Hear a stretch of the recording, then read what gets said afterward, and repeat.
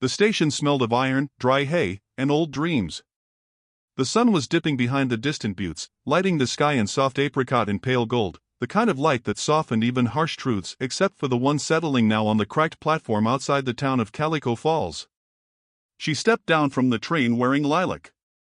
Not the pale lilac of Easter bonnets but a deeper hue, richer, with lace stitched at the collar by her own hands. Her boots were dust-coated. Her hem, already catching splinters.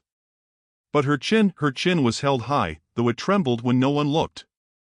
In her arms she carried a small brown satchel, fraying at the corners, with embroidered napkins and a still-warm bundle wrapped in cloth, a dozen buttermilk biscuits, baked just that morning in case there was no supper waiting. Clara Jane had come to be chosen. Not by God, not by fortune, but by a man she'd never met, who'd sent 2 letters and a photograph of a small ranch with a cow in the background. The second letter asked if she could bake, if she was good with quiet. She'd written back yes to both. Her last name was now irrelevant, she was just a bride sent by train. The platform was mostly empty. A boy with straw hair and a notepad sat on a crate, sketching idly. A stray dog blinked in the heat. But then, there he was. Or rather, they were, a tall man in a checkered vest, narrow eyes and a stiff jaw. And beside him, Judge Otis Tolliver, fanning himself as if even justice found the summer air offensive. The bridegroom-to-be stepped forward, took one glance at Clara Jane and recoiled, almost imperceptibly. But enough. That her, he muttered to the judge. That's the name on the paper, Tolliver replied, not bothering to lower his voice. Clara Jane. 35. Kansas-born. Says she cooks, sews, reads scripture. She didn't mention being, so much of her. Clara stood straighter. The words hit like stones, dull and buried in gristle.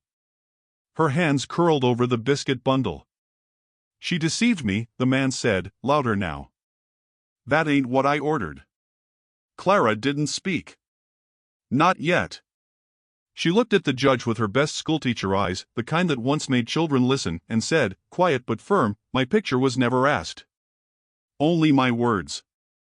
I told no lies. Judge Tolliver sniffed. That may be, ma'am, but marriage is a contract. And the groom has decided not to proceed.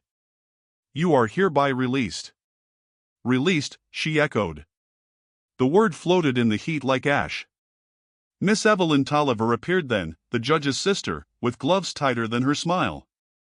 You poor dear, she crooned, her voice syrupy with venom. You should have known a Rayall man wants something dainty. Not hearty. Clara's cheeks flamed, but she bowed her head. I'll find somewhere to sit a spell, she said, voice cracking only once. No room at the boarding house, Evelyn said quickly. It's been full since last week. Then, with a little shrug, maybe the freight shed. Clara nodded. She didn't cry. Not yet. She turned away from the platform, footsteps echoing like slow rain on tin. The bundle in her arms grew heavier, and for the first time since Kansas, her biscuits felt foolish. She sat at the far end of the platform on a wooden bench warped by sun and silence. The train hissed behind her, then rattled off, indifferent. She watched it disappear, then unwrapped the cloth. Steam still whispered from the golden crusts. She picked up one, broke it gently, and ate, chewing slow. She told herself it was just supper. Not grief. She didn't notice the man at first. He stood near the station's far pillar, still as shadow, half-lit by the dipping sun. Apache, they said. Widower. Ghost of the northern ridge. Wore his hair in a single black braid down his back, eyes unreadable as dusk. He stepped forward, slow and without noise. In his hand, wrapped in blue cloth, was a paper parcel of roasted corn and dried beans. In the other, a flask. She startled as he approached, clutching the biscuit to her chest. He knelt, not close enough to frighten, just near enough for quiet. He offered the parcel. You're hungry, he said, voice deep and low as canyon wind. She stared. Not at the food, but at him. Why, she asked. Why would you? He didn't answer. Just placed the parcel beside her, then set down the flask. She swallowed, not just biscuit but shame. I ain't your problem. He met her eyes, soft but certain. You ain't a problem. That's when she noticed it, he hadn't stared at her body once. She looked down at her dress, creased and clinging. Her hands fidgeted over her belly, thighs, arms. All the parts that had made men wrinkle their nose, move away, or mock. He only said, "Eat." And then he turned, just as quietly, and walked away toward the hill behind the station, where mesquite trees leaned like tired men. The boy with the sketchpad had drawn the whole thing. That night, Clara sat on a crate inside the freight shed. The moon was late in rising. She ate the roasted corn, bite by slow bite. Her belly was full, but it wasn't the food. It was the way he'd looked at her, not with pity, but with calm. Like a man who'd seen storm before, and didn't flinch at rain. She pulled out one of the embroidered napkins. It showed a little house with a chimney, 2 chairs, and a tree. Her fingers traced the thread while the town lights blinked one by one. She wasn't welcome. She wasn't chosen. But she wasn't invisible either. And somehow, that mattered more. The next morning, before the sun had fully broken over the ridge, she found the parcel by her door again. Fresh food. Same cloth. And inside the wrapping, one of her own biscuits, returned, uneaten but warm. Still warm. That was the moment she knew he hadn't taken the food for himself. He'd taken it so she wouldn't feel alone eating. And something inside her, a soft, tired thing, sat up a little straighter and whispered, "Stay." Not because she was wanted, but because she was seen. Mornings came early in Calico Falls, with cicadas buzzing and wagons rattling down Main Street, but for Clara Jane, they came quieter now, just the creak of her bones on the freight shed floor and the rustle of flour sack curtains she'd nailed against the window slats. She had made a home out of discarded crates, stitched dignity from rags. And each morning, without fail, there was a parcel waiting just beyond the door. Beans. Corn cakes. Cactus jam. Sometimes even strong coffee in a tin cup with the rim bent inward, as if it had once belonged to someone who lived through war. No name. No words. Just the same cloth, blue with faded black thread. He never knocked. He didn't have to. Presence, she'd come to learn, could be louder in silence. The townsfolk noticed, of course. They always noticed when someone was fed without permission. At the general store, Clara stood waiting in line to buy salt and flour with the last coin she owned, when Miss Evelyn passed close enough to brush lace against her arm and said, "Some women wear shame like perfume. But I suppose some men don't mind the stench." Clara didn't turn. She didn't have to. Her eyes stared straight ahead at the sack of sugar in the window, and for the first time since arriving, she smiled, just faintly, just for herself. Later, by the churchyard gate, she paused to listen to the hymns drifting from the open windows. She took a step forward. A little boy tugged his mother's sleeve and asked too loudly, "Mama, why won't the fat lady come inside?" The mother hushed him, but not before Clara heard. Her feet stepped back into gravel. Her chest felt like it held too much air and none at all. She walked to the well by the edge of town, the one framed by cottonwoods where birds nested low and wary. It was where women washed quilts and traded stories. Clara sat there after they'd gone, resting her back against the stone. Her face stayed dry. She'd long since learned that tears dried quicker when you didn't let them fall. That's when she heard the footfall. Not sharp like boots. Barefoot or moccasin, quiet, deliberate. He sat down beside her. Not facing her. Not looming. Just beside. Gray Horse said nothing at first. He looked out toward the ridge, where clouds gathered like old men playing checkers and holding their opinions. "My wife died," he said, as if continuing a conversation only he could hear. "Giving birth. The girl was big. Too big for this world." Clara blinked. She didn't know whether to offer comfort or silence. She gave both, somehow. He continued, voice even. "They said it was her fault. The women did. Said she fed herself wrong. Prayed wrong. Laid down wrong." "That's cruel," Clara said, and the words came before she meant them to. He nodded once, then looked down at his hands. They were rough, but not clenched. She hesitated, then asked, "Do you think I'm too big?" His eyes met hers, then deep, steady, and without judgment. "No," he said. "I think the world's too small." The air held still around them. It was not the words themselves, but the way he said them, like he wasn't trying to fix her, only name the wound. She exhaled. The tension in her shoulders slipped, unnoticed. Behind them, the boy with the sketchpad had wandered close. He never spoke. Ezra Boone, the station boy. Mute since a sickness took his voice at age 7. But he saw everything. Drew everything. Clara caught a glimpse of his sketch that day, 2 figures by the well, backs turned, a crow perched above, and one hand brushing the stone, not quite touching the other. She smiled at him. He blushed and ran. Days grew into a rhythm. She'd rise early, sweep the dust from the freight shed, bake whatever she could with what she had, and leave loaves on doorsteps, not just for Grey Horse, but the orphanage too. No one thanked her. But the loaves disappeared. She stitched. She mended. She hung fresh linens in the freight windows and strung lavender she found near the creek. She found purpose in small acts. In stillness. In breath. One evening, Clara ventured toward the hills. She wasn't following him. She told herself that twice.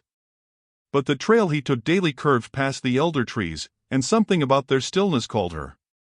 She found him seated beneath a bent pine, hands working quietly on a carving. His knife moved slow, patient. She watched from a distance. He didn't look up, but he said, "You walk heavy, but honest." She flushed. Heavy? He glanced at her then. "I meant with thought. Not with feet." She didn't know whether to laugh or cry, so she did neither. He pointed to the stump beside him. She sat. "Whittling?" she asked. He nodded. "A ring. Mesquite wood. For someone?" "For no one yet." Clara looked out over the valley below. The wind carried dust and the soft rustle of grass. "Sometimes I feel like I take up too much room," she said, barely more than a whisper. In church pews. On benches. In men's expectations. "You're not furniture," he replied. It startled a laugh from her. Short. Real. That night, as she lay in the freight shed, she wrapped herself not just in quilts but in memory. Of how he sat beside her. How he listened. How he never reached for her, yet never turned away. A man who'd buried love, and somehow still carried enough to offer presents without cost. The next day, Clara walked into the general store and bought fabric. Not with coin, but with a basket of scones and a promise to mend the grocer's torn awnings. She sewed a new apron. A pale blue one with sturdy ties. She stitched her initials onto the corner, small and neat. Not to impress. Just to remember she had a name. The townsfolk continued their whispers. "She's still here? Living off handouts from that red man. Making herself too comfortable. Mark my words, something unholy's afoot." But Clara didn't bow her head anymore. One evening, Miss Evelyn passed her near the post office and paused with a tight smile. "Still lingering?" she asked. Clara met her gaze. "Still breathing," she said. "And that's more than gossip ever gave me." Grey Horse appeared behind her just then, as if summoned by steadiness. He said nothing, just stood beside Clara with a parcel in one hand and a soft glance in her direction. The parcel was warm. She took it. Miss Evelyn stepped back, lips pinched. Clara turned to him, smiling gently. "Thank you." He nodded, then walked away, his shadow long in the evening light. Clara looked down at the parcel in her hands. Inside was more than food. There was a folded piece of paper. Not written, but drawn. A house. A porch. 2 chairs. And a tree in full bloom. Next to the chairs sat 2 figures. One large. one lean, both facing forward. And behind them, faint in the sketch's corner, a boy with a pencil. The future, perhaps. Or just a hope worth keeping. And Clara knew then, she was no longer waiting to be chosen. She had already begun choosing herself. The wind that morning carried the scent of sage and flower, an odd pairing, unless you knew Clara Jane. She had begun waking before the roosters, mixing batter in silence, her white arms powdered to the elbow with intention. There was no kitchen, just a brazier balanced on bricks behind the freight shed, and yet from it came warmth enough to feed more than hunger. She had discovered that if she worked quietly and left the loaves wrapped in burlap on certain steps at the orphanage, the stables, the door of the blacksmith's apprentice, they vanished before noon. No one said thank you. No one knocked on the freight door. But now and then, she'd hear children laughing in the alley with crumbs on their sleeves, or catch the glimmer of softened eyes when she passed. That was enough. She was no longer just the fat bride who got left at the altar. She was the one who baked. She started using honey instead of sugar, trading with a beekeeper's widow who spoke more with her hands than her mouth.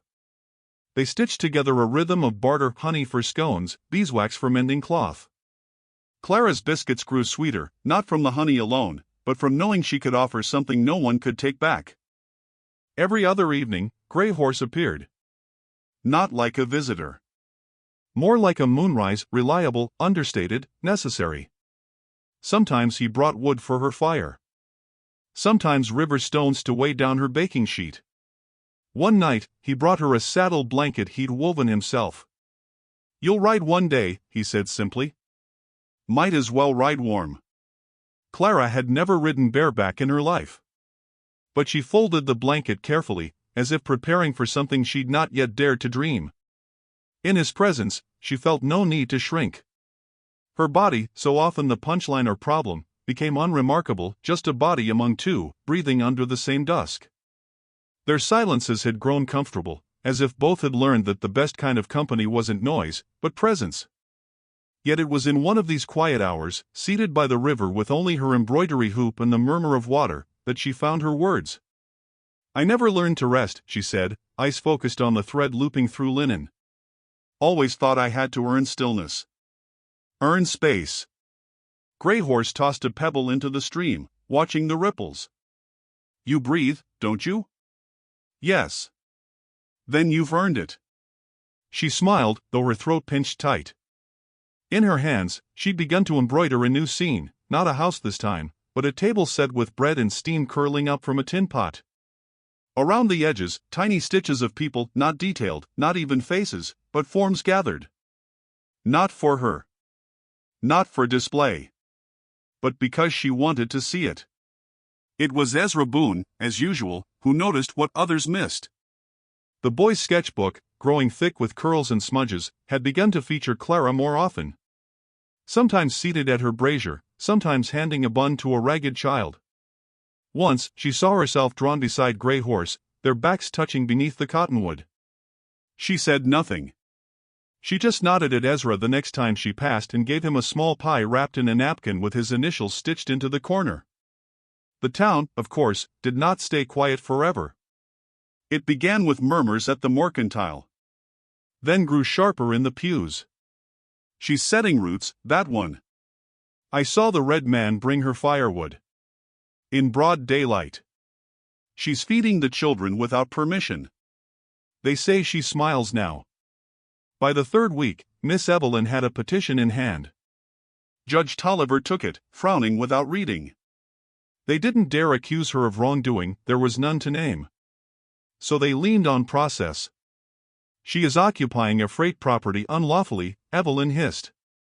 "She wasn't chosen. She stayed. That isn't decency. That's defiance." "She bakes," the judge said flatly. "That's not exactly sedition. She's an eyesore. And he's not even white." There was silence. Then, Tolliver set down the paper. "Bring it to a vote," he said. That afternoon, a public notice was nailed to the freight shed door. "Vagrant woman to vacate town property within 5 days or face penalty." The ink bled slightly from the humidity. But the letters still shouted. Clara read it slowly. Her mouth didn't move. Her heart did. When she turned to find Grey Horse, she didn't cry. She found him near the blacksmith's barn, working with rope and saddle. His face, as always, unreadable but aware. "They want me gone," she said. He didn't speak. "They're not wrong. I wasn't invited to stay." "You invited yourself," he replied. "That's braver." She stood a long while in the dust. Then whispered, "I won't let them punish you for helping me." "You didn't ask for help," he said. "You gave bread." She looked away. "I never wanted to make a scene." "Scenes pass," he said, setting down the bridle. "Home stay." Then he reached into his satchel and pulled out something small, carefully wrapped in cloth, like all his offerings. She opened it. Inside was the mesquite ring. Carved clean, smooth at the edges, and polished with oil. No gemstone. No flourish. Just care. Her breath caught. He did not kneel. Did not even hand it to her. He only placed it gently on the crate between them. "You choose," he said. "But I'll have no rope over your neck. Only if you want the fire and beans and days with me." Clara stared at it. Her hands, so often clumsy under scrutiny, now trembled for a different reason. She didn't speak. Not yet. She only closed the cloth over the ring, slow and reverent. That night, she packed no bags. She baked no loaves. She sat alone in the freight shed and stared at her embroidery hoop, the thread trailing like breath. In the stitched scene, the table was still empty. But not for long. Because come morning, if her hands still worked, if her lungs still filled with air, and if her heart hadn't learned fear too well, she would choose. Not for safety. Not even for love. But for herself. And that would be enough. The town of Calico Falls gathered like vultures on a Monday. There was no bell, no declaration, just a slow trickle of boots and bonnets into the courthouse, drawn by the scent of scandal richer than smoke, sharper than blood. They had tolerated the fat runaway bride in the freight shed long enough. They had tolerated the Apache widower longer still. Inside, the room smelled of dried ink and stale sermons. Miss Evelyn sat front and center, gloves folded like folded wings. Behind her, the usual gallery, store clerks, preacher's wife, schoolmarm, and a few men who kept their hats low and their judgments quieter. Judge Tolliver stood beneath the town seal, gavel in one hand, pinched disapproval in the other. "The matter at hand," he began, "concerns unlawful occupation of town property, compounded by appearances of impropriety." No names were needed. Everyone looked to Clara. She stood at the back, shoulders square, chin lifted. Her dress was clean, hair neatly braided. She had chosen dignity over drama. But her cheeks held color, the way sunrise stains the earth even when the sky remains clouded. Beside her stood Grey Horse, not dressed up, not bowed down, just present. Like always. His eyes met no one's, but the stillness of his frame dared the room to breathe too loud. The judge cleared his throat. "Miss Clara Jane, you have been offered grace these past weeks, but you remain unwed, uninvited, and occupying space not meant for you." "Bread," someone whispered from the gallery. A child's voice. She turned toward it, briefly, then faced forward again. The judge raised a brow. "If there is a man, any man, willing to claim you under the law, we can consider an exception. Otherwise, you'll be fined and escorted out come Friday." The room hushed. The echo of the word claim hung like smoke. That was when Clara stepped forward. "I'm not astray," she said. "I came with an aim. With hands that feed and mend and carry." Tolliver tilted his head. "The law doesn't weigh intention, Mississippi. It weighs title." "I was left," she said. "That's not a crime." "No," the judge admitted. "But staying unwed, with a man visiting you nightly, is unbecoming." The crowd murmured, half in agreement, half in something closer to doubt. Clara's voice softened. "He never touched me. Never asked." Miss Evelyn rose. Then why does he bring you food? Why does she wear that red ribbon he gave her? I wear it, Clara said, because it's warm. Because it was offered without condition. And then, to everyone's surprise, Grey Horse spoke. She will not leave. His voice was not loud, but it struck through the crowd like thunder under water. The judge narrowed his eyes. Then say the words. Grey Horse stepped forward, reached into his coat, and withdrew the ring, mesquite wood, smoothed by days of hands and care. He didn't raise it high. He didn't make a show. He placed it gently on the courthouse railing. I do not claim. I invite, he said. But she chooses. The silence was vast. Clara walked up, slow and steady. Her hands trembled. Her knees did not. She picked up the ring and slid it on herself. There was no applause. No music. Only a shift in the room, like someone had opened a window and let the world back in. I choose, she said.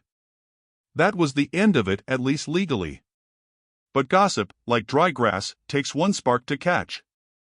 By evening, whispers rolled like storm clouds. Did you see her? Bold as brass. Wearing that wooden ring like it's gold.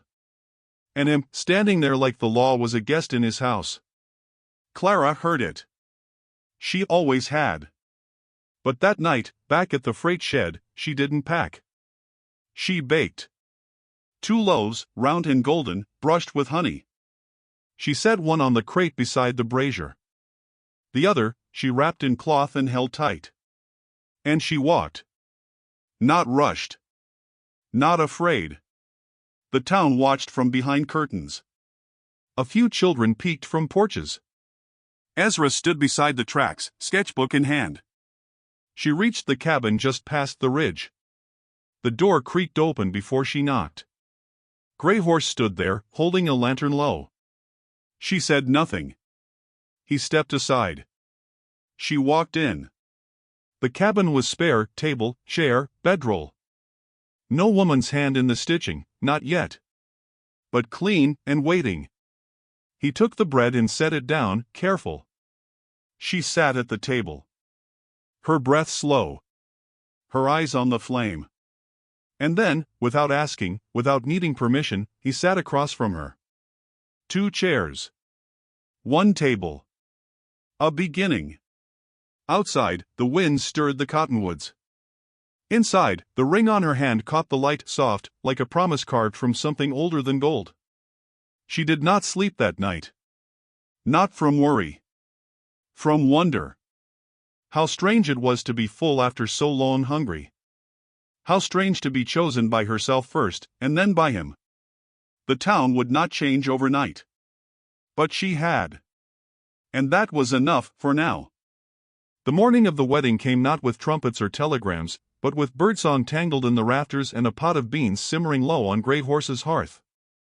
The sun cracked open over the ridge, its light falling golden across the porch, warming the planks where Clara Jane stood barefoot, pressing her fingers to the wood as if it were something sacred. She wore no veil.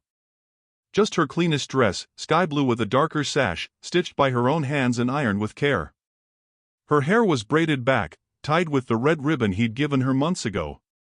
She did not wait for permission to feel beautiful. She was not someone's bride. She was simply someone standing still, seen, chosen, enough.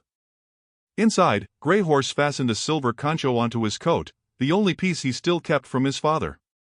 His moccasins were dusted and his braid tight, a sliver of oil catching in the morning light. He didn't wear a hat. He didn't need one. There was no preacher. No guest list. No flowers. Only the porch, the wind, and the tin cups filled with warm coffee. They sat side by side, not speaking. The air between them carried something soft and certain. A hush that didn't ask for language. Down the trail, Miss Evelyn appeared in her usual gloves, hat pinned perfectly, mouth pursed tight. She paused at the base of the porch, her gaze ablaid. "Is this it?" she asked. Clara smiled gently. "It's all we need." "No vows?" Evelyn sniffed. "We spoke them already," Clara said. In things done. In things not said. Evelyn looked at Grey Horse, waiting for a protest. He said nothing. Instead, from the dirt road behind her, came a small procession. First, the orphan children. Barefoot and grinning, crumbs on their cheeks. Each carried a flower, some real, some cut from rags. Behind them, Ezra Boone, carrying a bundle of papers under his arm and a charcoal-stained smile. He had drawn a bouquet, each bloom detailed with love, edges blurred like petals in wind.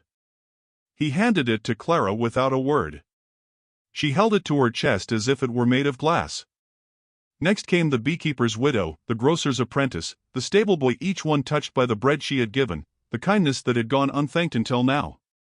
They said nothing grand. They stood in the yard, hats removed, as if attending a service held by the trees and clouds. Judge Tolliver did not come. Nor did the man who once refused her. But silence, when held with reverence, can say more than judgment ever will. Clara turned to Grey Horse, her hands trembling now, not from fear, but from the weight of peace settling into the places where shame once lived. He reached out, slowly, and touched her fingers. No speech. No drama. Just two people, seen by the sky and the soil, declaring that what they had built, through offerings, glances, and bread, was already strong enough to last.